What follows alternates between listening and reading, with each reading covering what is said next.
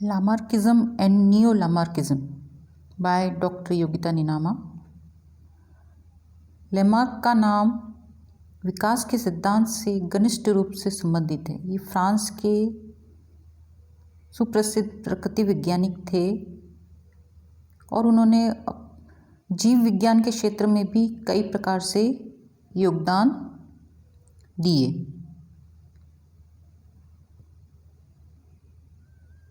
जैव विकास परिकल्पना पर पहला तर्क संगत सिद्धांत फ्रांसीसी जीव वैज्ञानिक लेमार्क ने प्रस्तुत किया, जो सन 1809 में उनकी पुस्तक फिलोसॉफी जूलॉजिक में छपा। इसे लेमार्क का सिद्धांत या उपार्जित लक्षणों की वंशागति सिद्धांत theory of inheritance of acquired characters कहते हैं। यह 4 मूल धारणाओं पर आधारित है। पहला है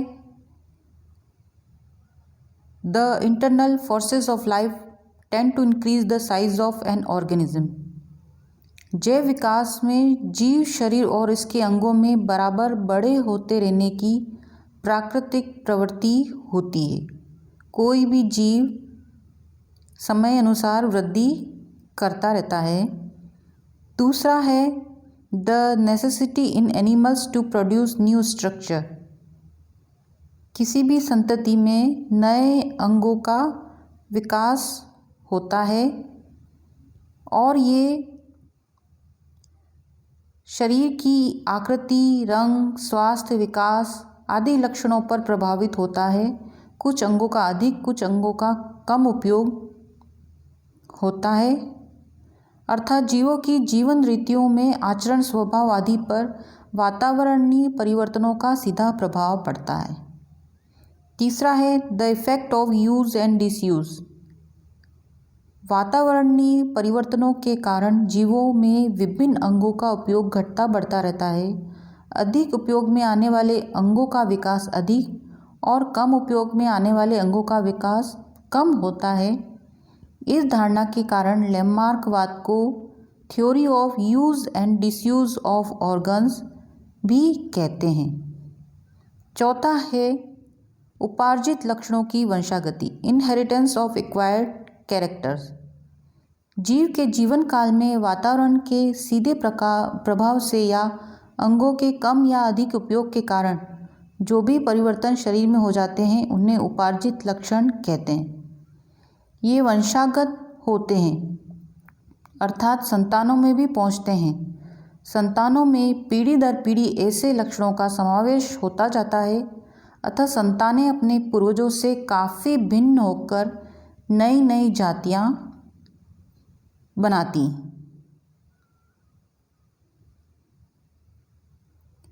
तो हम इसके जो चौथे धारणा है उपार्जित लक्षणों की वंशागति, थ्योरी ऑफ एक्वायर्ड कैरेक्टरिस्टिक्स के बारे में विस्तृत रूप से हम इसको पढ़ेंगे।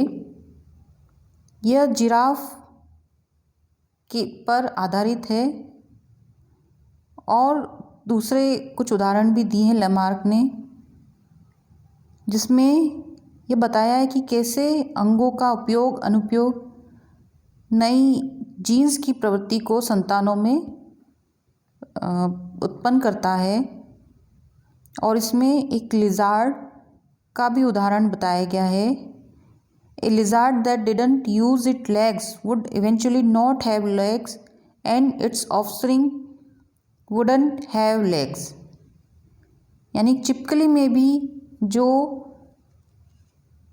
पैरों की उपस्थिति का लक्षण है उसे बताया गया है कि किस तरह से सर्पों में, इसका स्पष्ट उदाहरण हम देखते हैं कि किस तरह से उनके पैरों के अनुपयोग होने के कारण वो यूज़ में नहीं आए या उनका विलुप्तीकरण हो गया।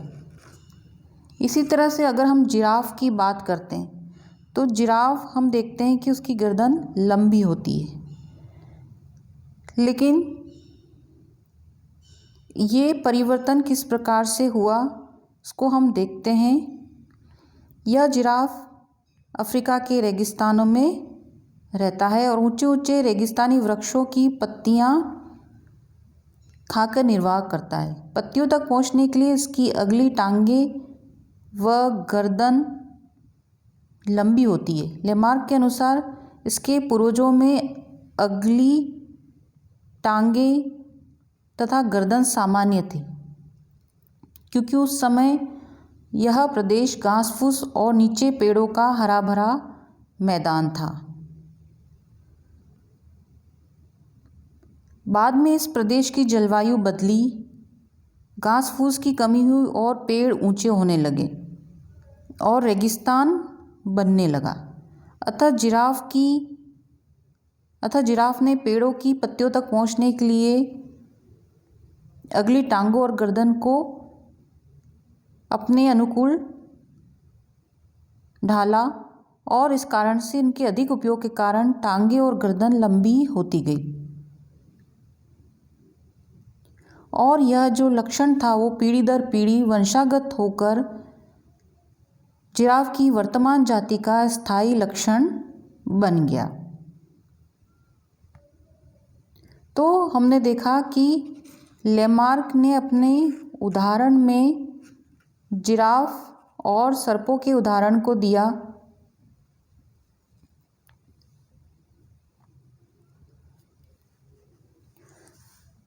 तो लामार्किज्म की जो थ्योरी थी वो लामार्क की ओरिजिनल थ्योरी थी।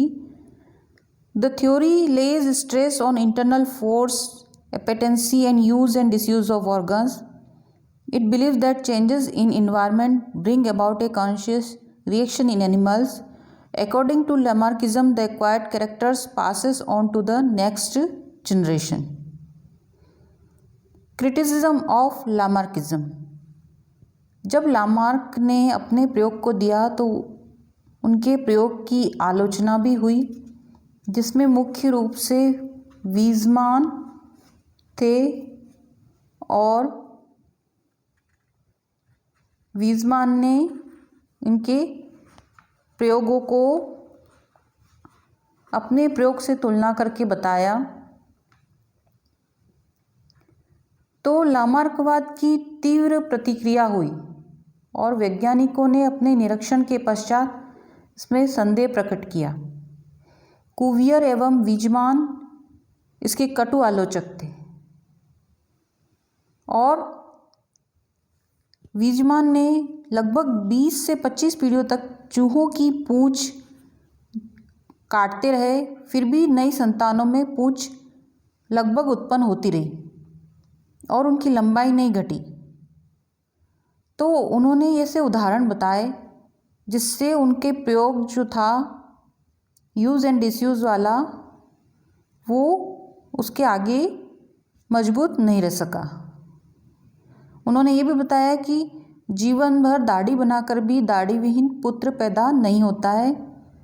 लोहार अपने हाथों की मजबूत पेशियां जो होती हैं वो संतानों में नहीं पहुंचा सकता, यानी कि वहाँ जेनेटिक जो ट्रांसमिशन होगा वहाँ नहीं हो पाएगा। इसी तरह से पहलवान के बेटे भी जन्मजात पहलवान नहीं होते, या फिर जो भारतीय नारियाँ होती हैं उनके नाक और कान छेदते हैं वो अगली संतानों में नहीं जाते। तो उन्होंने वीज़मान ने बताया कि किस तरह से जो लक्षण हैं वो आगे वंशागत नहीं होते हैं। नियो लामार्किज्म जिसमें कुछ चीज़ें जो थे बिंदु नए बताए गए। It is a modification of the original theory of Lamarck in order to make it more suitable to modern knowledge. नई थ्योरी लामार्क के थ्योरी के जैसी ही थी, लेकिन नई जो जानकारी थी उस हिसाब से परिवर्तन किया गया। इसमें ये बताया गया वातावरण के अनुसार जीवन रीतियों, स्वभाव आदि के बदलने से शरीर के भागों में हो जाने वाले परिवर्तनों को कायिक या दैहिक परिवर्तन कहते हैं। अर्थात परिवर्तन होते हैं, लेकिन उन परिवर्तनों को कायिक या दैहिक परिवर्तन कहा गया। वीजमान के सिद्धांत के अनुसार गुणसूत्रों के जीन्स को बदल देने वाले परिवर्तन ही एक पीढ़ी से दूसरी पीढ़ी में वंशागत हो सकते हैं।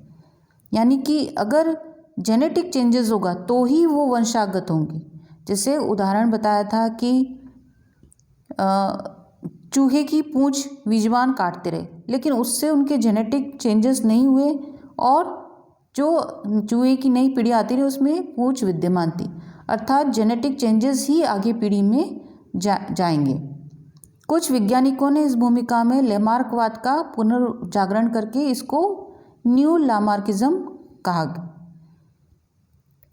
इसमें कहा गया है कि वातावरण में परिवर्तनों के कारण जीवों के शरीर में कुछ ऐसे भौतिक या रासायनिक परिवर्तन भी हो जाते हैं जो जनन द्रव्य के जीन्स को प्रभावित करते हैं और ऐसे लक्षण आने वाली पीढ़ी में प्रदर्शित होते हैं।